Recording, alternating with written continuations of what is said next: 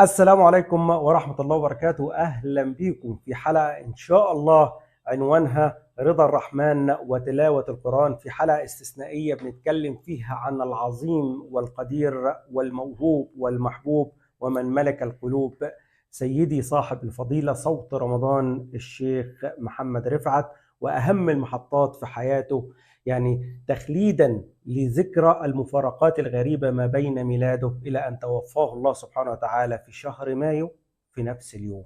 عايز تعرف الحكاية؟ تعال معايا في حكاوي مصر. قل إن الذين يفترون على الله الكذب لا يفلحون متاع في الدنيا ثم إلينا مرجعهم.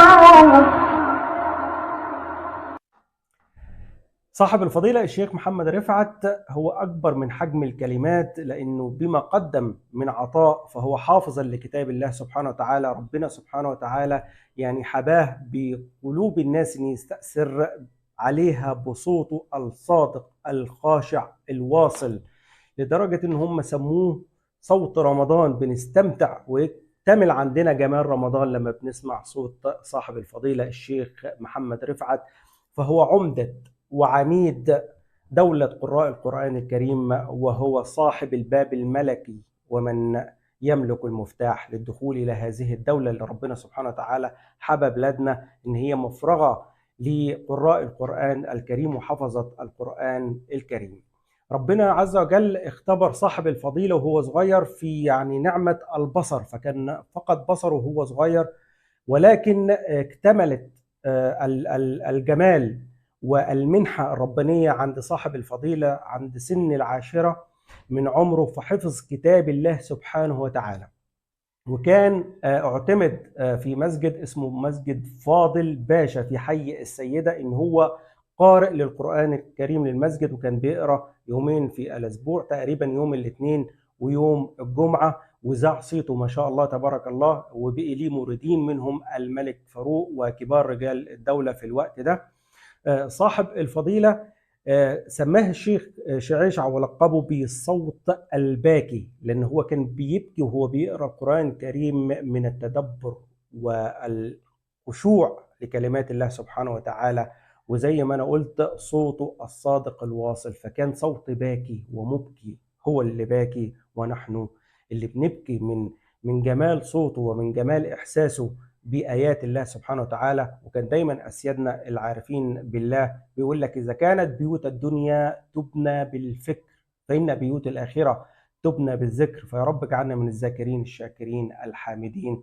وصاحب الفضيلة كان من هؤلاء الذاكرين والمذكرين لينا إحنا، رحمة الله عليه، وربنا جزيه على كل ما قدم لنا. صاحب الفضيلة ليه مفارقات. في يوم ميلاده هو نفس يوم وفاته. ربنا سبحانه وتعالى يعني أكرم علينا بأن يوم 9 مايو سنة 1882 اتولد صاحب الفضيلة في حي المغربلين، وتوفاه الله يوم 9 مايو سنة 1950. ومفارقات شهر مايو كمان مع صاحب الفضيلة إن هو افتتح الإذاعة المصرية بآيات من ذكر الله الحكيم من سورة الفتح: بسم الله الرحمن الرحيم إنا فتحنا لك فتحا مبينا. وكان في شهر مايو سنة 1934. من خشيته إن هو يعني وحرصه على القرآن الكريم، استفتى شيخ الأزهر في وقتها إن يجوز ياخد إجازة بأن هو يقرأ القرآن الكريم عبر أثير الإذاعة، ظنا منه أن ممكن الأثير الإذاعي يتسمع في أماكن في غير موضعها، فأجاز له في وقتها شيخ الأزهر. وده حرص يعني محمود من صاحب الفضيلة. لما ذاع صيت صاحب الفضيلة والموردين يعني كتروا ما شاء الله، وفتحات الله سبحانه وتعالى تمت عليه، هيئة الإذاعة البريطانية طلبت من صاحب الفضيلة إن هو الناطقة باللغة العربية، طلبت منه إن هو يسجل لها القرآن الكريم.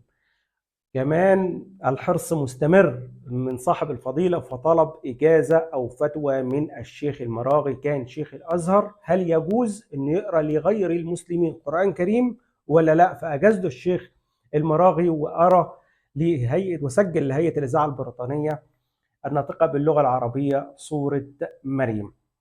حكايات كتير عن صاحب الفضيلة بما قدم، حتى سبحانك يا ربي التسجيلات عشان نادرة شوية، والتكنولوجيا أيامها ما كانتش يعني بهذا النقاء والجودة.